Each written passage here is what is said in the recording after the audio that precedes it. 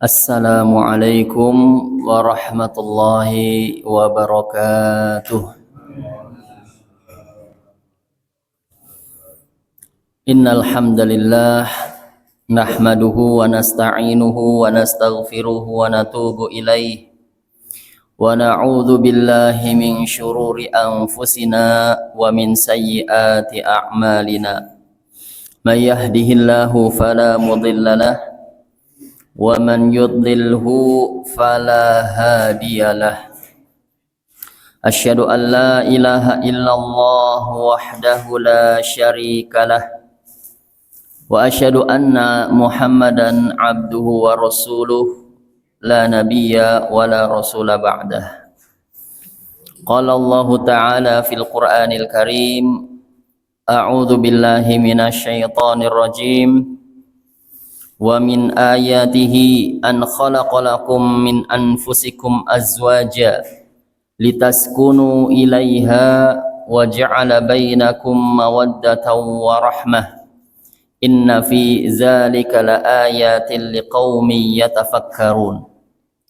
Wa qala Rasulullah sallallahu alaihi wasallam, majtama'a qaumun fi baitin min buyutillah yatluna kitaballah wa yatadarasunahu bainahum illa nazalat alaihimus sakinah wa ghasyiyatuhumur rahmah wa haffathumul malaikah wa zakarahumullahu fi man indah. Amma ba'd.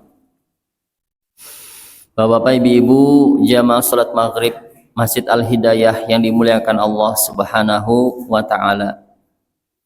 Bersyukur alhamdulillah, kita panjatkan puja dan puji syukur kepada Allah Subhanahu wa taala atas seluruh karunia, nikmat dan hidayahnya serta taufik kepada kita sehingga sampai hari ini kita masih diberikan keistiqomahan, masih diberikan kekuatan untuk melaksanakan kewajiban-kewajiban kita, yaitu sholat maghrib secara berjamaah, kemudian dilanjutkan dengan bermajelis ta'lim.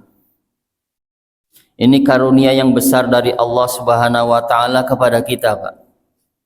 Karena tidak banyak dari umat Islam, kaum muslimin di luar sana yang bisa hadir dalam majelis ta'lim. Mereka sibuk dengan kegiatan A, B, C, D sehingga tidak bisa duduk bersama kita di dalam majelis taklim ini. Maka kita bersyukur kepada Allah Subhanahu wa taala, alhamdulillahirabbil alamin. Allah masih pilih kita untuk bermajelis ilmu. Karena bisa jadi dengan datangnya kita dalam majelis ilmu seperti ini, kata Nabi Shallallahu Alaihi Wasallam, Allah berikan kita as-sakinah, ketenangan. Wa ghasyiyatuhumur rahmah, kita diberi rahmat, kasih sayang Allah. Wa hafatsumul malaikah, para malaikat itu menaungi kita dengan sayap-sayapnya. Wa zakarahumullahu fi man indah, dan kita dibangga-banggakan nama kita di majlis Allah di arsyana yang isinya para malaikat. Itu loh hamba fulan sedang bermajelis ta'lim. Maka ini karunia yang besar dari Allah Subhanahu wa taala yang patut kita syukuri. Jamaah yang dimuliakan Allah Subhanahu wa taala, kemudian salawat serta salam semoga tetap tercurah limpahkan kepada junjungan kita, suri tauladan kita, baginda Rasulullah Muhammad sallallahu alaihi wasallam. Dan kita terus berdoa memohon kepada Allah semoga di dunia ini kita bisa mengikuti sunnah-sunnahnya dan kelak di yaumil qiyamah kita semuanya mendapatkan syafaatnya. Amin ya rabbal alamin. Bapak Ibu yang dimuliakan Allah Subhanahu wa taala, izinkan malam hari ini kita akan sedikit bahas, yaitu bagaimana agar keluarga kita itu menjadi keluarga yang sakinah dan penuh barokah. Karena bisa jadi selama ini kita sudah menikah berapa tahun Bapak Ibu? Wah, kayaknya sudah nggak bisa dihitung ya Pak, saking lamanya gitu. Saya juga kayaknya baru kemarin Bapak Ibu, kayaknya baru kemarin menikah, tapi ternyata setelah dihitung 2013, ini 2026 berapa? 13 tahun. Anaknya sudah besar, kelas 5 SD. Wow. Ya. Bisa jadi pernikahan kita dulunya itu mungkin belum belajar. Oke, nikah bat-bet gitu kan ya. Maka tidak ada salahnya kita kembali mengulang pelajaran tentang apa? Tentang sakinah dan barokah. Karena seringkali patokan kita jadi sakinah, jadi barokah itu patokannya salah. Nah, sekarang malam hari ini kita bismillah belajar lagi, minimal mereview ataupun merevisi. Barangkali ada pengetahuan yang salah, barangkali rumah tangga kita sakinahnya baru sedikit gitu kan ya. Yang pertama, jamaah yang dimuliakan Allah, sakinah itu artinya apa Bapak Ibu? Artinya bahagia atau tenang? Ini yang sering kepleset jamaah ya. Bahwa sakinah itu ternyata kata para ulama artinya adalah ketenangan, ketentraman, bukan kebahagiaan. Jadi kalau kita nikah terus nyari bahagia itu sebenarnya kurang tepat. Jadi kita menikah itu nyarinya sakinah, ketenangan, ketentraman. Yang pertama kata para ulama, kalau kita pengen sakinah, kalau rumah tangga kita pengen sakinah, itu yang pertama kata kuncinya adalah hayyin. Apa itu hayyin? Hayyin itu tercukupinya kebutuhan jasmani dan ruhani. Baik suami ataupun istri ataupun nanti kalau sudah punya anak, ini harus terpenuhi apa? Kebutuhan jasmani dan ruhani. Ini namanya hayyin. Contoh, ada laki-laki pinter memenuhi kebutuhan jasmaninya. Wah, apa ya bahasanya? SPP, sandang pangan papan, itu getol banget lah, beres. Tetapi kebutuhan rohaninya dia lemah, loyo, kira-kira bisa sakinah nggak jamaah? Atau sebaliknya ya, kalau kebutuhan rohani, wah jangan salah, dia mau ibaratnya ngapunten mau berapa ronde memenuhi kebutuhan rohaninya pasangannya oke. Tapi ternyata untuk memenuhi kebutuhan jasmaninya, SPP-nya tadi misal sandap pangan papannya itu lemah juga, nggak sakinah jemaah. Jadi kita harus mengupayakan jasmani dan rohani terpenuhi. Laki-laki yang bertugas mencari nafkah, ya yang semangat cari nafkahnya. Istri yang di rumah tugasnya melayani suami yang semangat melayaninya. Jadi kebutuhan istri di rumah jasmani rohani terpenuhi, yang suami juga di rumah terpenuhi jasmani rohaninya. Ini menuju sakinah jemaah. Jadi yang pertama apa tadi kata kuncinya hayyin, terpenuhi kebutuhan jasmani dan rohaninya. Dan yang kedua untuk menuju sakinah adalah layyin. Apa itu layyin? Layyin adalah kata para ulama omongannya ataupun berbicaranya yang lemah lembut, yang sopan santun. Bayangin Bapak Ibu, Bapak-bapak nih pulang kerja, pulang cari nafkah, sampai ke rumah, tahu-tahu disemprot sama istrinya. Tahu disemprot ya Pak? Pulangnya kemalaman lah, atau bawa uangnya sedikit lah, istrinya kurang bersyukur, cerewetnya minta ampun, ngomel lah bahasan. Kira-kira sakinah enggak Pak? Susah ya Pak. Atau kebalikannya, ya, istrinya berbuat apapun mesti disalahkan sama suaminya.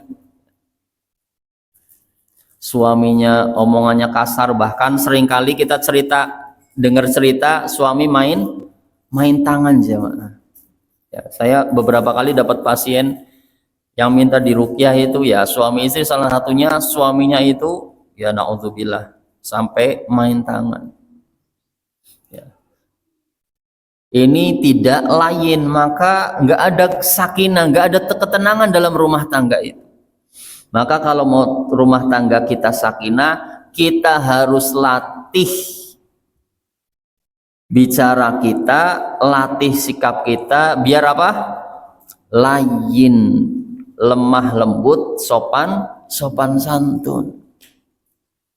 Jangan sampai naudzubillahi min dzalik, kita sama teman-teman di luar rumah itu benar-benar sopan, santun, lemah lembut, tapi kalau sudah di rumah, Masya Allah, ya sama keluarganya sendiri kayak ya, omongannya, tabiatnya kasar. Makanya Rasulullah SAW sabdakan, khairukum li ahli.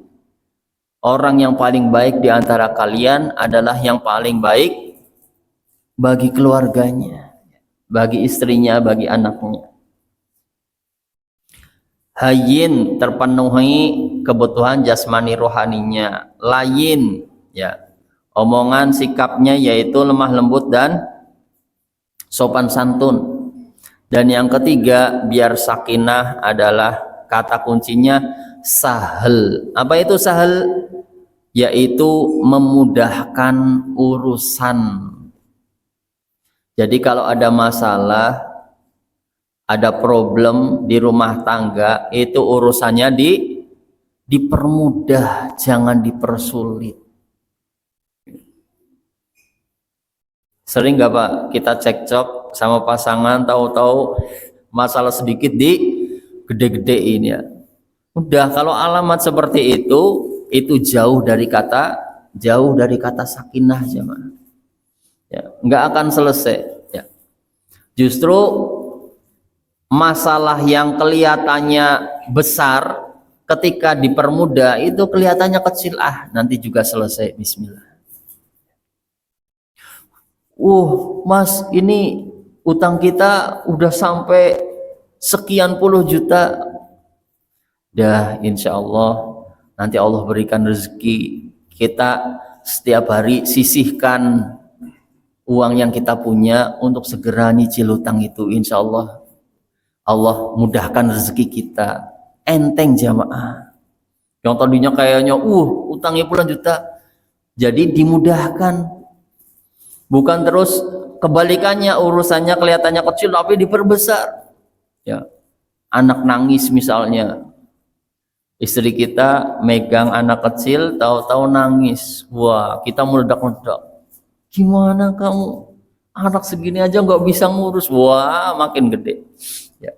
Sampai naudzubillah seringkali hal-hal yang remeh seperti itu menimbulkan apa? Endingnya perceraian. Karena yang awalnya masalahnya kecil dibesar-besarkan. Nah, kata para ulama, kalau kita ingin keluarga kita sakinah, yaitu masalahnya diusahakan untuk dipermudah, jangan dipersulit, jangan diperbesar. Bapak Ibu jamaah yang dimuliakan Allah Subhanahu wa taala, yang pertama hayyin. Kita berusaha memenuhi kebutuhan jasmani rohani. Yang kedua yaitu layyin, ya. Omongan dan sikap kita dilatih untuk bisa lemah lembut dan sopan santun terhadap pasangan kita, anak-anak kita. Yang ketiga adalah sahal, yaitu memudahkan setiap urusan dalam rumah tangga kita. Jangan dipersulit, jangan diperbesar. Jamaah yang dimuliakan Allah Subhanahu wa taala, sakinah poinnya 3 itu. Sekarang kita masuki pembahasan yang kedua, yaitu barokah. Apa itu barokah jamaah? Biar rumah tangga kita itu, kalau bahasane wong Tegal ngomong berkah ya. Berkah, padahal dalam bahasa Arab barokah ya. Barokah sama tamarbuto, al barokah. Apa artinya? Ada 4 jamaah. Barokah yang pertama artinya ta'ah, yang kedua sunnah, yang ketiga istiqomah, yang keempat husnul khotimah. Kita bahas yang pertama dulu, ta'ah. Hidup yang berkah itu, kata para ulama, kalau bisa menambah ketaatan kita pada Allah, itu baru berkah. Kenapa kita harus luruskan pandangan ini? Karena bisa jadi orang-orang di luar sana atau mungkin sebagian kita menganggap urip yang berkah itu adalah dengan apa? Sehat terus, jarang sakit, atau duitnya banyak gitu kan, wah umai sugi, mobilnya apik, atau usahanya sukses, wah bukan cuma satu tapi buka cabang di mana-mana. Itu ciri berkah enggak Pak? Ciri berkah atau bukan Ibu? Ternyata kata para ulama, stop dulu, kita cek apa? Cek yang pertama, kira-kira dengan sehatnya dia, dengan kayanya dia, dengan usahanya yang sukses, itu nambah taat sama Allah atau tidak? Kalau ternyata sehatnya malah membuat dia apa? Tambah jauh dari Allah, nggak makin taat, itu nggak berkah jamaah. Kalau dia diberi kekayaan harta yang banyak, bukan nambah taat tetapi malah tambah sombong misalnya, makin menepuk dada, makin petentang-petenteng, naudzubillah, itu kekayaannya tidak berkah. Ya, waspada, jangan kita langsung ngomong, wih saya ki sudah di wong suki ya, jenengan berkah ya. Belum tentu jamaah, cek dulu gitu kan ya. Dia itu ketaatannya Allah, ketaatannya sama Allah bertambah atau enggak dengan kesuksesannya itu, kita cek ya. Kalau kita seperti orang-orang di luar yang menganggap bahwa berkah itu dengan tadi ya, sehat, banyak duit ya, istrinya ayu, anaknya akeh gitu kan, naudzubillah, nanti kita nganggapnya orang-orang kafir hidupnya berkah dong ya. Orang-orang kafir kan ya, kebanyakan ya jamaah, kita lihat orang-orang di sekitar kita, mungkin orang kafir itu secara harta, secara duniawi, wah mungkin kita ngeliat, oh ini berkah. Ternyata kata para ulama itu bukan berkah jamaah. Karena dunia itu Allah berikan kepada 2 orang. Allah berikan kepada orang yang Allah cintai, juga Allah berikan kepada orang yang Allah benci. Itu dunia. Ya. Jadi kita malam hari ini luruskan ya definisi ya barokah itu. Yang pertama adalah menambah ketaatan kepada Allah. Jangan terlalu cepat menyimpulkan, wih, mien numpake pit, saiki atik motor, saiki atik mobil, wah berkah, belum tentu. Wih, wonge sehat terus, jarang sakit, berkah, belum tentu. Kita cek kalau memang dia rajin ke masjid, dia rajin majelis taklim, dia rajin sedekah, walaupun misal hidupnya biasa-biasa aja, ya, atau bahkan tanda kutip hidupnya miskin, berkah nggak jamaah? Berkah. Nggak percaya? Yuk cek, jenengan kenal sahabat Ali nggak, Bapak Ibu? Kenal sahabat Ali? Ali bin Abi Thalib. Siapa beliau? Menantunya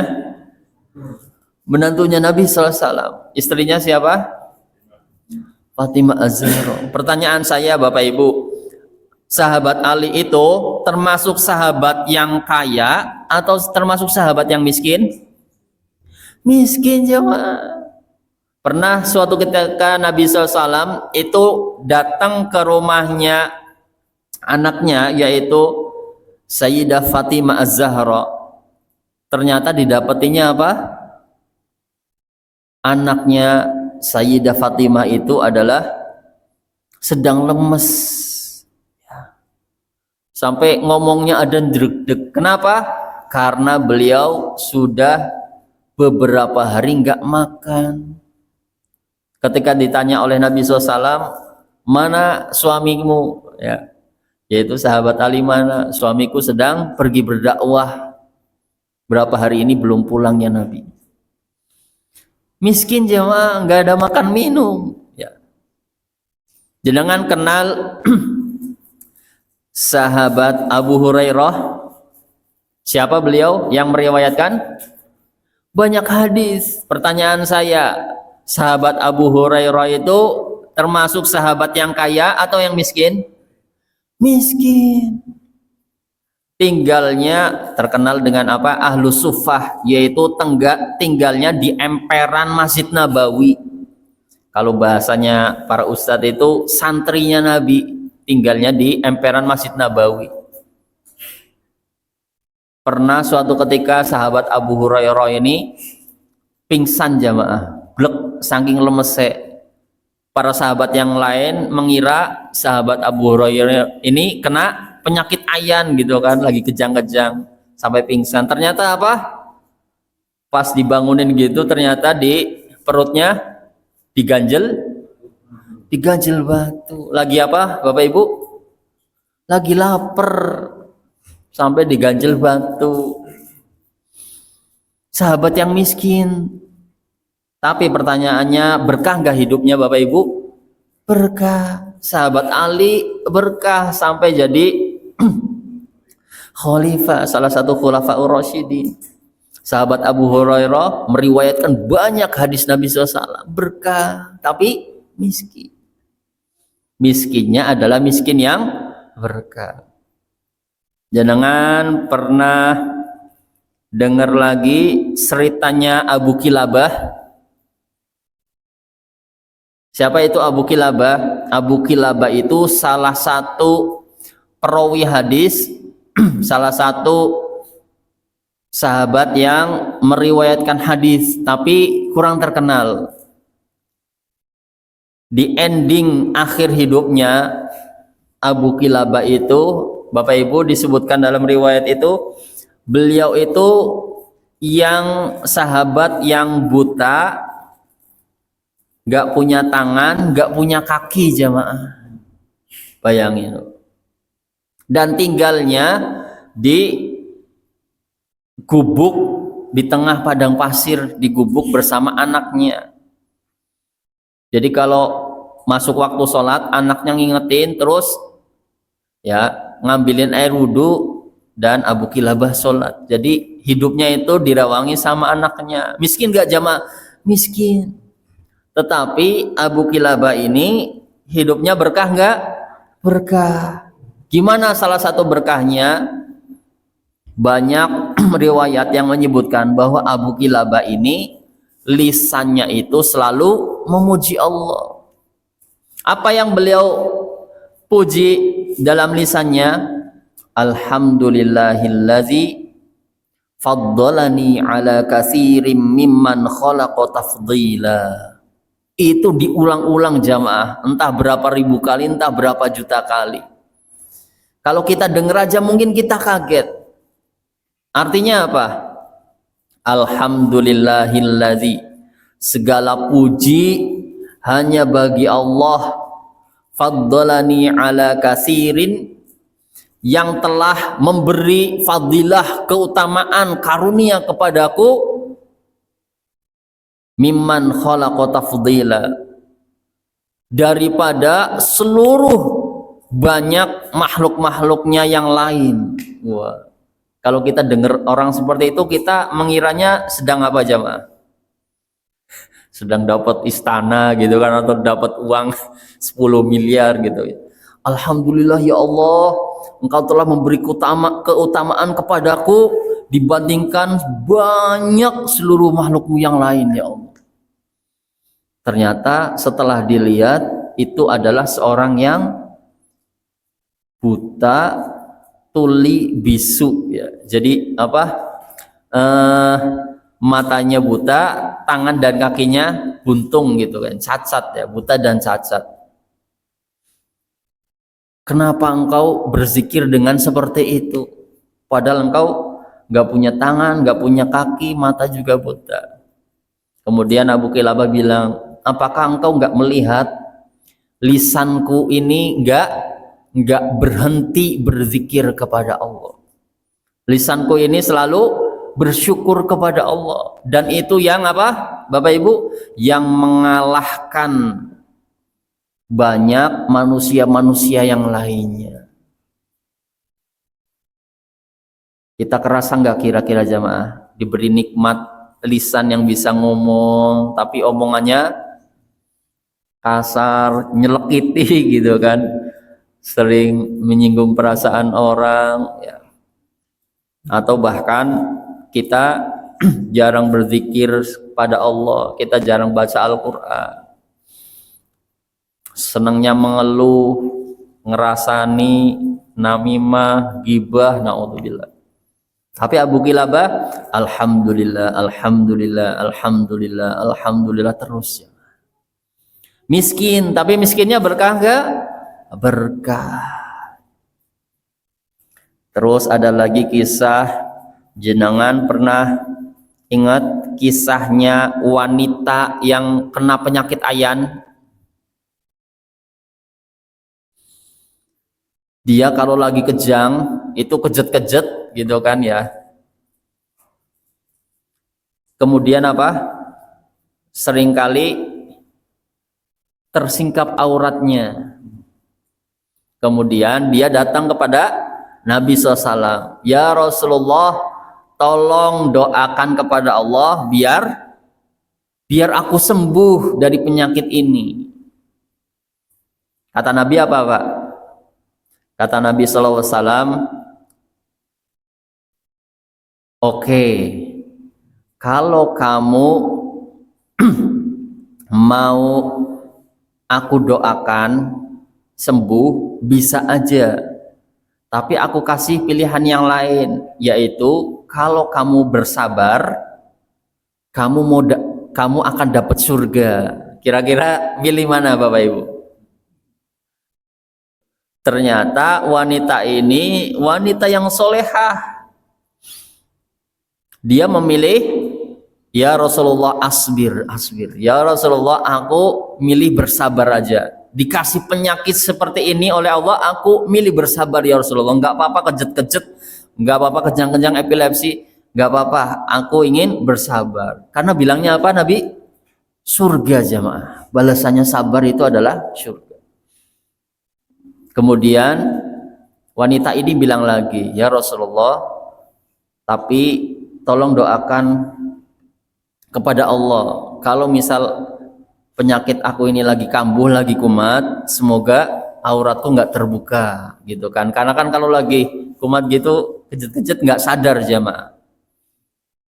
Pertanyaannya sekarang, penyakitnya wanita ini berkah nggak Bapak Ibu? berkah. Karena endingnya adalah Rasulullah kabarkan akan masuk surga dengan beliau bersabar. Jadi kalau lagi-lagi pandangan kita selama ini sehat terus itu berkah, belum tentu jemaah. Bisa jadi sahabat Ali miskin tapi berkah, sahabat Abu Hurairah miskin tapi berkah, Abu Kilabah ya yang nggak punya apa-apa gitu kan, hidupnya miskin tapi berkah. Begitu juga dengan seorang wanita yang tadi kena penyakit ayan juga berkah. Jamaah yang dimuliakan Allah Subhanahu wa taala, coba sekarang pertanyaan berikutnya. Kalau dari apa ya bahasanya? Ciptaan Allah di luar sana, kira-kira kita melihat sesuatu yang berkah, pemandangan yang bagus atau pemandangan yang enggak bagus? Contoh, pegunungan bagus enggak? Bagus. Pantai bagus. Dibandingkan dengan padang pasir atau gunung-gunung batu, kira-kira bagus mana jemaah? Taruh guci wis guci ke apik ora? Pegunungannya hijau, pantai. Nah, sekarang pertanyaannya jamaah, Bali, jenengan tahu Bali ya? Ada yang sudah pernah ke Pulau Bali? Atau minimal lihatlah sekarang zaman di internet, cari di Google pemandangan pantai-pantai di Bali. Indah banget gak jamaah? Indah banget. Ya, kalau di Tegal yang deket ya Guci ya, gunungan, terus pergunungannya banyak pohon-pohonan hijau, indah. Sekarang pertanyaannya, dibandingkan dengan padang pasir tandus, gurun Sahara, kalaupun ada gunungnya, gunung-gunung batu, pertanyaannya sekarang adalah Indonesia dibandingkan, ya tadi di Indonesia ada Masya Allah, mungkin ada Guci, ada Bali yang pemandangannya indah, dibandingkan dengan Mekah dan Madinah yang mungkin suasana alamnya itu tadi kebanyakan padang pasir, gunung-gunung batu. Ya, jenengan yang sudah umroh, yang sudah haji mungkin lihat di sana betapa panas terik seperti itu. Pertanyaannya jamaah, lebih berkah mana? Lebih berkah Indonesia atau lebih berkah Mekah Madinah? Jawab Bapak Ibu, lebih berkah mana? Mekah Madinah. Kita mau jengkang-jengking sholat di masjid seluruh Indonesia, hatta yang paling gede misal di Istiqlal sana, ya, dibandingkan dengan sholat di Masjid Nabawi di Madinah Al-Munawwarah, kalah nggak Bapak Ibu? Kalah jemaah. Dilipat gandakan berapa kali? 1000 kali di Madinah. Lebih dahsyat lagi kalau kita geser sedikit ke Mekah, di Masjidil Haram, sekali sholat berapa? 100.000 jemaah. Ya. Makanya kemudian para ulama bilang barokatuh itu ziyadatul khair, bertambahnya kebaikan. Maka seindah apapun pemandangan alam di Indonesia, gak akan menyaingi dengan keberkahannya Mekah dan Madinah. Walaupun ya tadi bahasanya ya Allah panasnya gitu. Kan biasanya kita bawa itu ya Pak, air di botol kecil ya. Jadi kalau mau city tour tuh kemana-mana, kalau udah wayah siang atau sore, Allahu Akbar. Kalau di Indonesia kan biasanya panasnya keringet ya. Kalau di sana itu panasnya bener-bener ke muka. Jadi paling enak tuh bawa air zam-zam di situ, diguyurin terus buat teraup ya. Itu kita merasakan sendiri jamaah. Ya. Jadi yang lebih berkah adalah Mekah dan Madinah. Jamaah yang dimuliakan Allah Subhanahu wa taala, pertanyaan berikutnya.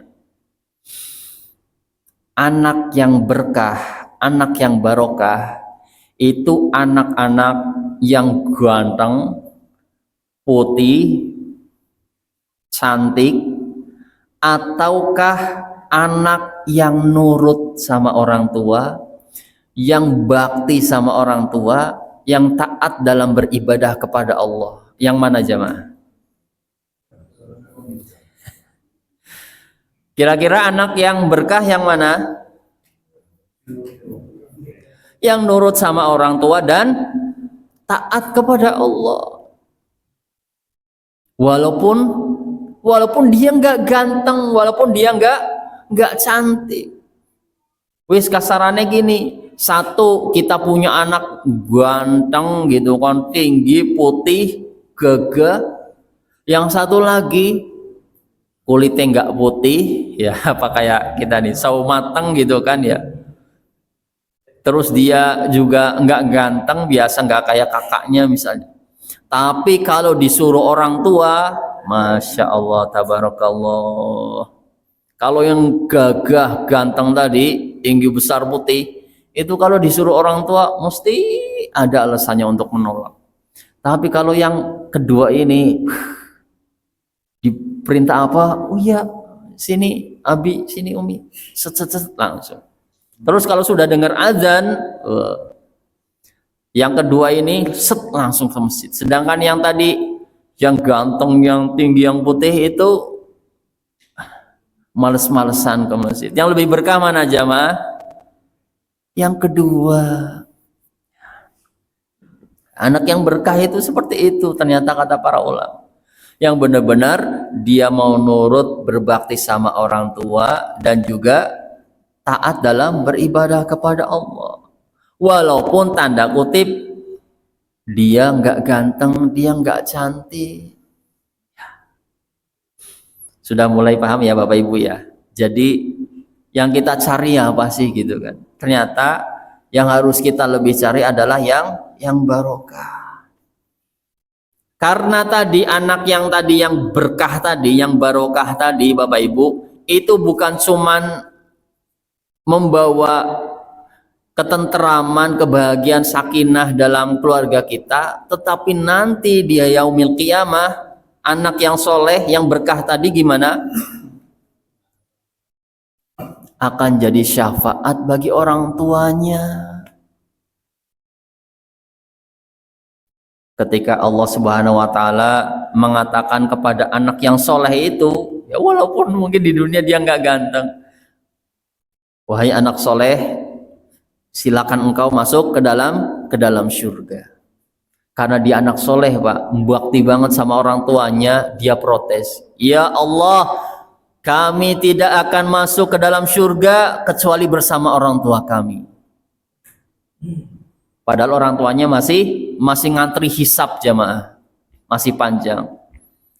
Lagi Allah berfirman, wahai anak soleh, engkau anak yang soleh, silakan masuk surga. Ya Allah, kami tidak akan masuk surga kecuali dengan orang tua kami. Akhirnya apa Bapak Ibu?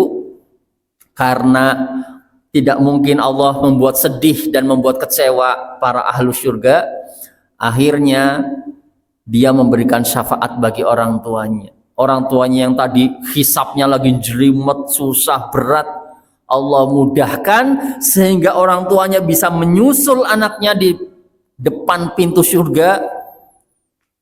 Kemudian Allah berfirman, wahai anak soleh, silakan engkau masuk surga bersama kedua orang tua. Dia gandeng tangan orang tuanya kemudian masuk surga jamaah. Ini anak yang soleh. Maka Bapak Ibu yang dimuliakan Allah Subhanahu wa Ta'ala, ini yang pertama. Kalau kita pengen hidupnya berkah, yang kita cek adalah apa? Ketaatan kepada Allah itu bertambah atau tidak. Karena kenikmatan yang tidak menambah ketaatan, maka akan berubah jadi musibah. Sampai Umar bin Khattab itu sering menulis sesuatu, tulisannya mahbusun fi sabilillah, mahbusun fi sabilillah, Jadi Umar bin Khattab tuh punya keledai, punya barang, punya apa itu ditulisin kayak gitu, Pak. Tujuannya apa?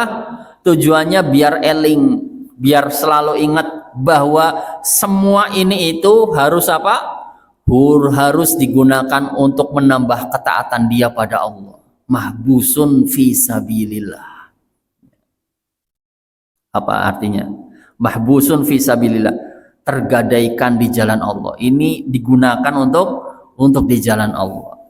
Jamaah yang dimuliakan Allah Subhanahu wa taala, itu barokah yang pertama. Sekarang barokah yang kedua. Apa barokah yang kedua? Kata para ulama, barokah yang kedua adalah as-sunnah, yaitu mengikuti sunnah Nabi Sallallahu Alaihi Wasallam. Ya ibadahnya, ya akhlaknya, ya cara hidupnya, semua mengikuti Nabi Sallallahu Alaihi Wasallam. Di surat Al-Baqarah 269 Allah Subhanahu wa taala berfirman, "Wa may yu'tal hikmata faqad utiya khairan katsira." Barang siapa yang diberikan hikmah. Hikmah artinya apa? Alkitab wal hikmah. Alkitab itu Al-Qur'an, al-hikmah itu as-sunnah ya. Al-Qur'an dan hadis ya. Al-hikmah itu artinya sunnah. Faqad utiya khairan katsira, kata Allah Subhanahu wa taala. Maka sungguh orang itu telah diberikan kebaikan yang banyak, berkah. Jadi jamaah yang dimuliakan Allah, jangan meremehkan amalan yang sunnah. Kalau teman-teman kita di jamaah tabligh tuh sering sampaikan apa? Di balik sunnah ada kejayaan. Jadi harus menghidupkan sunnah. Kita ambil contoh salah satu ibu bapak, yaitu kisahnya sahabat yang nenteng sendal, habis ambil air wudhu, kemudian lewat di hadapan Nabi dan para sahabatnya. Nabi bilang apa? Akan datang kepada kalian seorang laki-laki yang menjadi calon penghuni surga. Kemudian laki-laki itu lewat. Enggak, sahabat enggak mengenalnya, maksudnya bukan sahabat terkenal gitu. Dia lewat, habis ambil air wudhu, nenteng sendal. Besoknya lagi Rasul bilang kayak gitu lagi.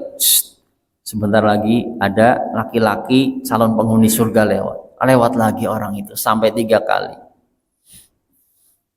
Dan kesimpulannya jamaah, kita tahu cerita itu ternyata amalannya apa Bapak Ibu? Amalannya dia apa? Amalannya dia itu salah satu yang diamalkan juga oleh Nabi Shallallahu Alaihi Wasallam. Apa?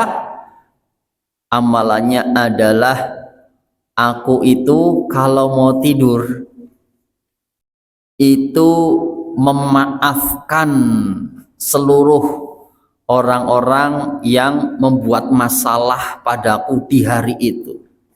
Jadi setiap malam jamaah. Jadi tadi dia ketemu siapa, mungkin diejek siapa, dibully siapa, diledek siapa, di pasar mungkin ada yang berbuat curang sama dia, itu direset ya bahasanya, dinolkan lagi. Ketika mau tidur dia maafin semua, dia nggak ada hasad, nggak ada dengki, nggak ada iri, dienolin, dia tidur. Besoknya lagi seperti itu, kulayom, dia setiap malam seperti itu. Sampai sahabat yang ngikutin itu kan sampai bilang, wah ini amalan yang mungkin nggak bisa kita ikuti seluruhnya ya, karena ini amalan sunnah Nabi SAW ya, yang mungkin cukup berat jamaah. Memaafkan ringan apa berat? Berat jamaah, apalagi kalau kesalahannya berat ya. Saya kan salah satunya ketika meruqyah tuh ada yang seperti itu ya, jinnya itu reaksi, dan ketika reaksinya ngamuk-ngamuk seperti itu, gak boleh memaafkan ya. Jadi memaafkan orang lain itu salah satu sunnah Nabi Sallallahu Alaihi Wasallam. Wasari'u ila maghfiratin min rabbikum wa jannatin 'arduha as-samawati wal ard u'iddat lil muttaqin alladzina yunfiquna fis sarra'i wad dharra wal kadhiminal ghaidha wal 'afina 'anil nas. Jadi amalan surga itu adalah memaafkan. Dan Rasulullah ketika dilemparin batu oleh penduduk Taif ketika mau hijrah ke situ, Rasulullah balas dendam apa memaafkan, Bapak Ibu? Memaafkan. Rasulullah memaafkan. Ini salah satu ya. Kalau kita banyak banget ya. Jadi sunnah Nabi itu banyak banget ya. Kalau kita benar-benar melaksanakan aja, itu yang kata para ulama adalah hidupnya barokah. Wahai Bilal, apa sih amalan yang paling engkau sukai di dalam Islam ini sehingga aku mendengar suara sendalmu sudah sampai di surga? Apa Bapak Ibu amalannya Bilal? Kalau habis ya, jadi beliau tuh kalau habis pipis atau habis ke WC gitu selesai, beliau apa? Wudhu lagi. Selesai wudhu, bukan wudhu tok Pak, dengan apa? Komplit dengan sholat sunnahnya juga ya. Dan itu merupakan sunnah Nabi Sallallahu Alaihi Wasallam. Saya ingat banget, saya punya teman Pak, itu ternyata ngamalin amalannya Bilal jamaah. Apa yang terjadi Bapak Ibu? Beliau kalau pokoknya keluar jalur depan, jalur belakang, itu pasti beliau wudhu lagi. Hatta lagi ngisi pengajian kayak gini atau lagi ngisi seminar, sebentar saya ke belakang wudhu dulu. Jadi langsung wudhu jamaah, suci terus. Ternyata apa yang terjadi, Allah alam ya, ini sepertinya perlindungan Allah buat beliau. Kalau beliau safar keluar kota dan makan di warung, yang warungnya kan nggak tahu ya namanya luar kota, pokoknya makan warung gitu. Kalau beliau selesai bayar, katakan makan 30.000, beliau bayar, selesai bayar itu langsung enak, langsung cari comberan, langsung muntah di situ. Wah. Kalau seperti itu fix tandanya warung itu pakai penglaris, pakai dukun, pakai jimat. Jadi Allah tidak izinkan makanan-makanan yang seperti itu masuk ke dalam tubuhnya. Itu berkali-kali jamaah beliau ngomong sendiri dan teman-temannya yang sering safar juga menyaksikan seperti itu. Suatu ketika beliau masuk warung, katakan ke kota Tegal, masuk warung A, selesai makan, terus bayar dan ternyata nggak muntah, enak di perut. Alhamdulillah, ini berarti warungnya bersih, nggak pakai penglaris, nggak pakai dukun, nggak pakai apa. Jamaah yang dimuliakan Allah, itu hebatnya sunnah Nabi Sallallahu Alaihi Wasallam. Dan kalau kita pengen berkah hidupnya, jangan jauh-jauh dari sunnah Nabi Sallallahu Alaihi Wasallam. Yang ringan dulu jamaah. Kalau makan minum pakai tangan kanan atau kiri? Kanan. Duduk atau beri? Duduk. Kalau mau tidur, lampunya dinyalakan atau dimatikan? Dimatikan. Dan ternyata kan ketahuan semua saat ini. Ternyata menurut medis, menurut ini, ternyata sunnah Nabi itu Masya Allah banget.